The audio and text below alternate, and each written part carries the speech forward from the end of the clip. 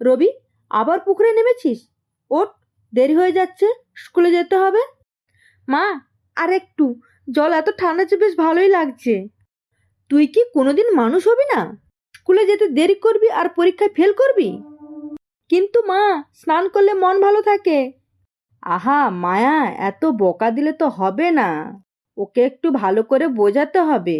আপনার কারণেই ওর এমন সাহসীন অবস্থা। এখন আমি কি করব? শোনো, আমি ওকে একটা গল্প বলি, তুই একটু শান্ত হয়ে থাক। রবি, তোর মতো একটা ছেলের গল্প বলি, শোন। গল্প? বলো ঠাকুমা। একদিন রামু নামে একটা ছেলে তোর মতো পুকুরে স্নান করতে করতে সময় নষ্ট করত। আর মা রেগে গিয়ে বলল, পড়াশোনা না করলে তোর জীবন নষ্ট হয়ে যাবে।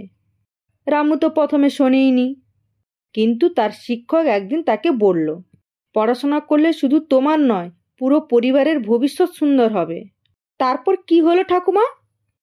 রামু বুঝল স্নান করলেও সময় মতো পড়াশোনা করাটা জরুরি। তখন থেকে সে সময় ধরে সব কাজ করত। ঠিক আছে ঠাকুমা, আমি সময় মতো স্কুলে যাব। বিকেলে পুকুরে আসতে দেবে তো? শেষ কর, তারপর মজা কর। রবি, তুই আজ দেরি করলি? ম্যাম, পুকুরে স্নান করতে নেমেছিলাম। পুকুরে স্নান করা ভালো, কিন্তু সময় ধরে কাজ করাও ভালো। দেরি করিস তোর পড়াশোনা ঠিকঠাক হবে না। তো ম্যাম, পুকুরে স্নান করতে আমার খুব ভালো লাগে।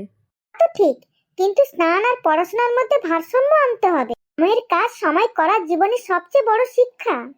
তুই তো আজ সময় মতো স্কুলে গেলি?